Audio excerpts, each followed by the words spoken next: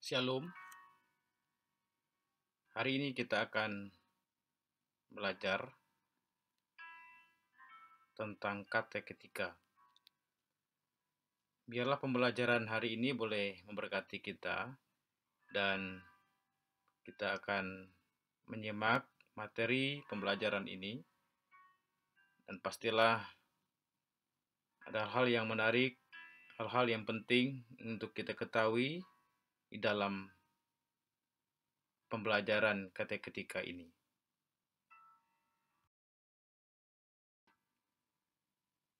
Materi kita hari ini yaitu tentang hakikat dan tujuan katekisasi. Hakikat dan tujuan katekisasi.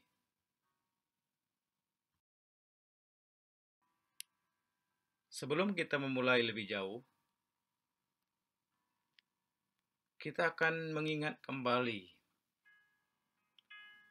tentang arti kata katekisasi. Sebenarnya apa pengertian dari kata katekisasi? Katekisasi itu berarti ajaran atau sebuah pengajaran, memberitahukan, dan memberi pengajaran. Kalau boleh saya simpulkan, katekisasi itu adalah sebuah pengajaran terhadap pokok-pokok iman Kristen. Katekisasi merupakan salah satu bidang pelayanan di gereja. Tidak bisa dilepaskan dari pelayanan di dalam gereja karena sebuah pengajaran yang harus dilakukan terus-menerus. Yang menjadi pertanyaan hari ini adalah respon gereja dalam melakukan katekisasi.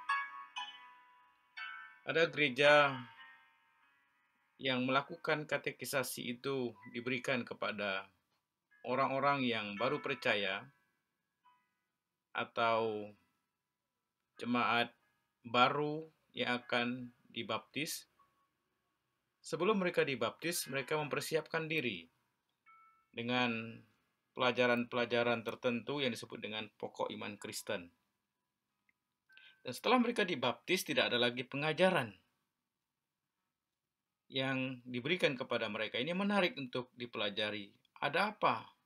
Mengapa hal tersebut tidak dilakukan oleh gereja sampai kepada pendewasaan jemaat dan terus-menerus dilakukan? Bagian A, kita akan memperhatikan tentang hakikat katekisasi. Apa pengertian hakikat? Hakikat adalah pengajaran atau bimbingan dan latihan kepada seluruh anggota jemaat. Itu pengajaran kebenaran pokok gerejawi seperti yang saya katakan tadi. Katekisasi merupakan kelas pendidikan iman dan ajaran Kristen, di mana ada peserta yang disiapkan, ada istilah yang dipakai yaitu katekisan. Mereka menjadi anggota CD yang memahami dan melaksanakan tugas panggilannya dalam kehidupannya secara utuh. Itu pengertian dari hakikat.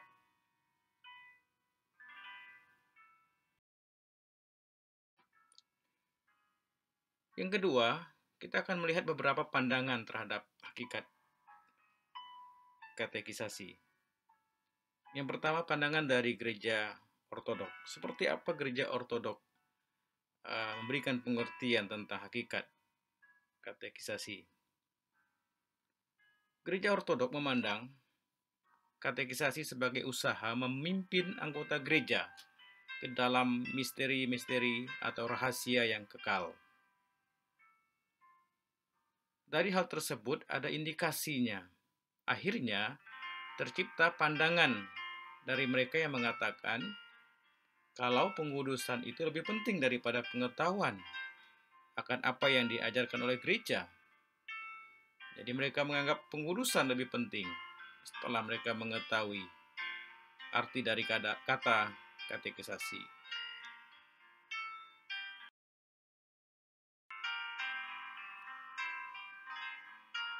Sekarang kita melihat pandangan dari gereja Protestan.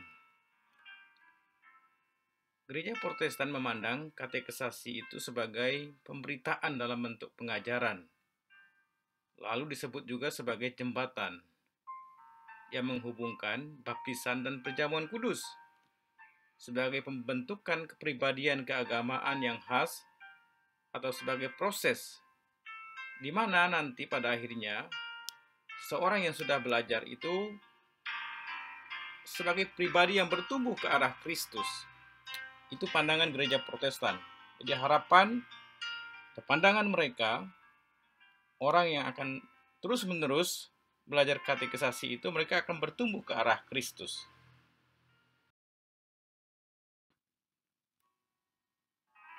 Bagian B, tujuan katekisasi. 3 tujuan utama diselenggarakannya katekisasi yaitu yang pertama, pengajaran terhadap anggota jemaat. Pengajaran terhadap anggota jemaat. Beberapa hal yang secara signifikan menghantar pada pengertian katekisasi sebagai wacana pengajaran terhadap jemaat.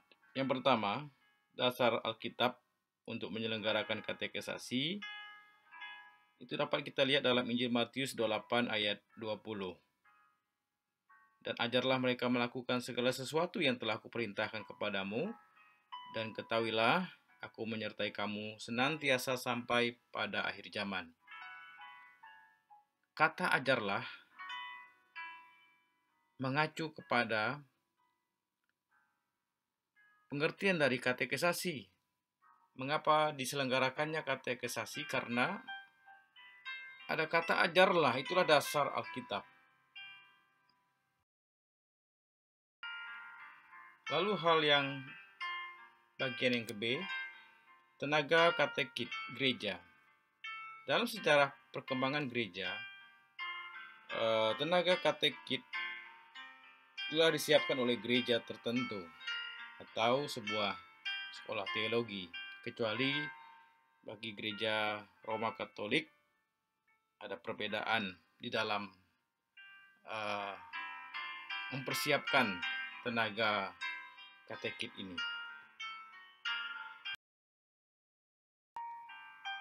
Tujuan katekisasi yang kedua, menciptakan umat yang bertanggung jawab.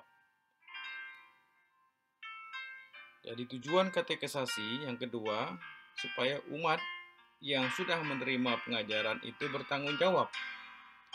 Kita akan melihat beberapa pokok pikiran yang tertuang dalam bagian ini.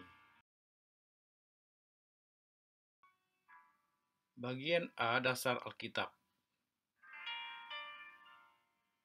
Karena manusia sebagai ciptaan Allah, Kejadian pasal 1 sampai pasal 2. Di mana dikatakan manusia diciptakan serupa dan segambar dengan Allah. Sebabnya mengapa umat perlu dibina? Mengapa ada tanggung jawab untuk menciptakan umat yang baik? Karena mereka adalah ciptaan Allah. Hal yang kedua, karena hidup yang kita miliki hari ini, yang kita nikmati hari ini adalah Kristus. Hidup ini adalah Kristus. 1 Petrus pasal 3:15, Kolose pasal 4 ayat 5 sampai 6. Bagian B, ada pertanggungjawaban atas hidup ini yang adalah milik dan anugerah Tuhan. Yang pertama, kita perlu bersyukur untuk nafas hidup, untuk kehidupan ini. Pertanggungjawaban kita yang pertama, kita bersyukur, memelihara hidup ini, menjaga hidup ini dengan baik. Kejadian pasal 2 ayat 7. Lalu di Kejadian pasal 1 ayat 28 bagian B, di situ supaya kita melakukan mandat budaya. Beranak cuculah, penuhilah bumi. Dan kita juga harus memelihara lingkungan sebagai mandat budaya. Kemudian kita juga harus menjadi terang Tuhan dimanapun kita berada. Yohanes pasal 1 ayat 1 sampai 4. Roma 14 ayat 7 sampai 8. Hidup dan mati manusia adalah milik Tuhan. Jadi kalau kita hidup, kalau kita mati, hidup kita inilah milik Tuhan. Itulah sebuah pertanggungjawaban atas hidup yang kita alami hari ini, karena hidup kita adalah milik dan anugerah Tuhan.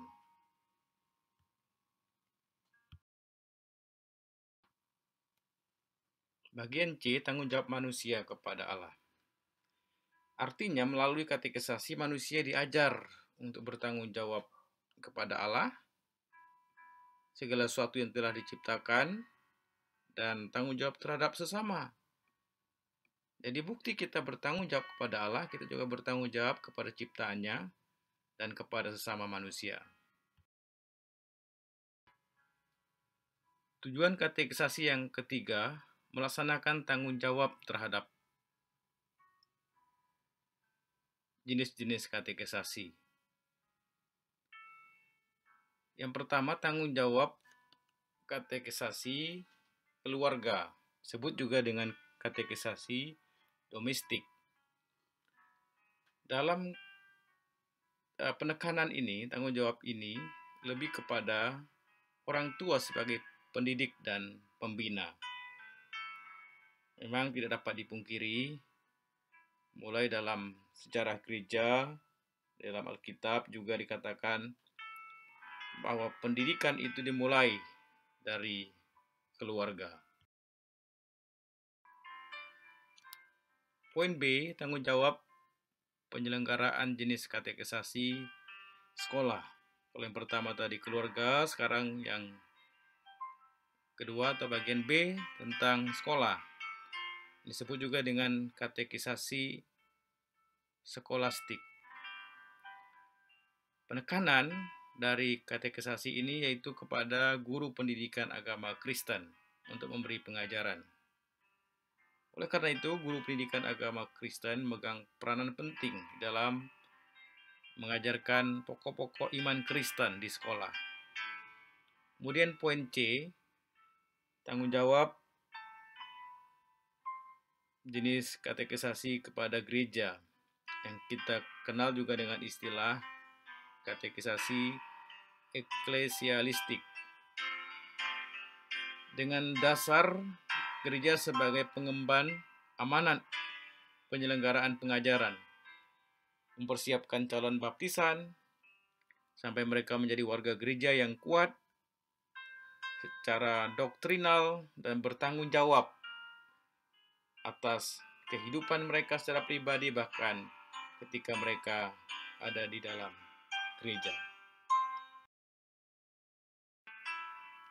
Sampailah kita kepada tugas utama dari katekisasi.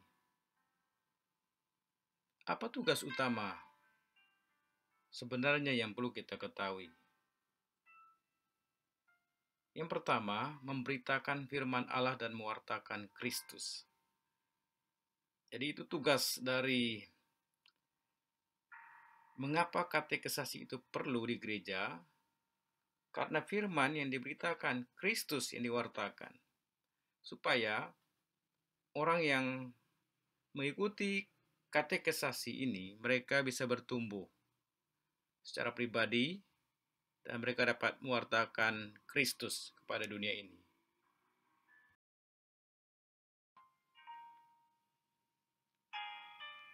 Tugas utama katekisasi yang kedua, mendidik orang-orang percaya supaya beriman. Katekisasi menolong jemaat untuk tertarik mereka mencintai Allah yang diberitakan dalam diri Kristus. Sehingga ketika mereka tertarik dan mereka mencintai Yesus, maka dengan sendirinya mereka akan melaksanakan perintah yang Tuhan sampaikan. Dan pastilah hidup mereka akan dibaharui dan mereka akan menjadi orang yang dewasa.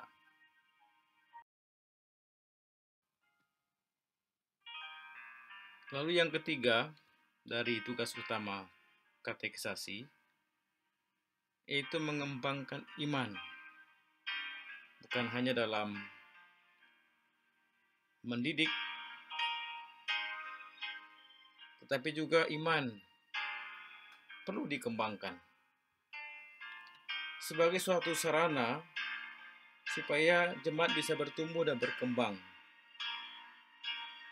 secara iman. Supaya iman mereka bertumbuh sehari-hari. Dan bertumbuhnya gereja tergantung kepada pengajaran katekisasi ini. Sebabnya, mengapa penting pengajaran katekisasi, pokok-pokok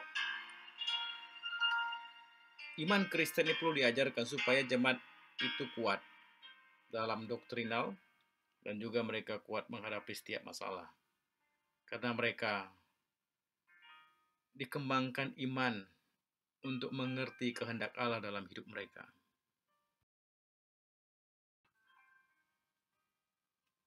Yang keempat dari tugas utama katekisasi adalah mendidik. Kalau dalam bagian yang kedua tadi, mendidik untuk beriman, kemudian yang keempat ini hanya fungsinya mendidik, lebih bersifat umum. Karena sebuah pengajaran yang tidak berhenti setelah waktu katekisasi selesai. Artinya, pengajaran yang diberikan kepada seseorang yang percaya kepada Tuhan itu berjalan seumur hidup.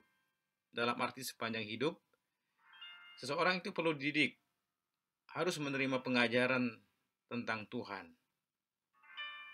Dan semuanya itu harus dipraktekkan dalam kehidupan sehari-hari. Sebabnya, belajar, mendidik, tidak pernah berhenti di dalam kehidupan kita sebagai manusia di dunia ini.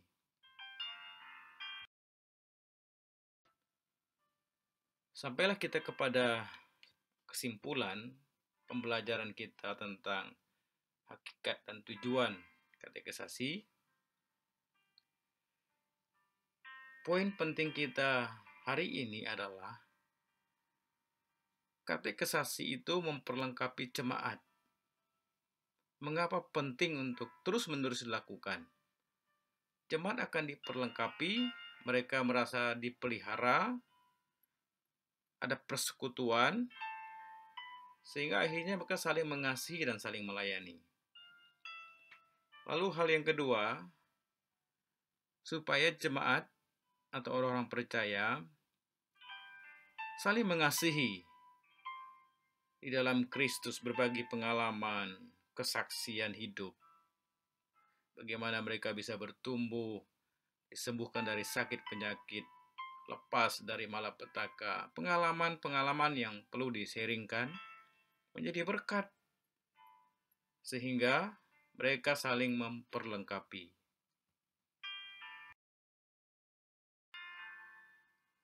Hal yang ketiga, katekisasi itu perlu supaya jemaat hidupnya bertumbuh, memiliki hubungan yang baik dengan Allah, sehingga menjadi tanda kehadiran Allah. Ketika jemaat bertumbuh, hubungan mereka harmonis, memiliki persekutuan pribadi yang baik dengan Tuhan. Lalu hal yang ketiga, jemaat dilengkapi untuk mencerminkan dan berbuat bersama-sama dengan Kristus atas nama kerajaan Allah. Perbuatan jemaat Apa yang dilakukan oleh jemaat itu menjadi tanda, itu menjadi bukti mereka berbuat bersama-sama dengan Kristus dan atas nama kerajaan Allah, bukan untuk kesombongan diri mereka sendiri.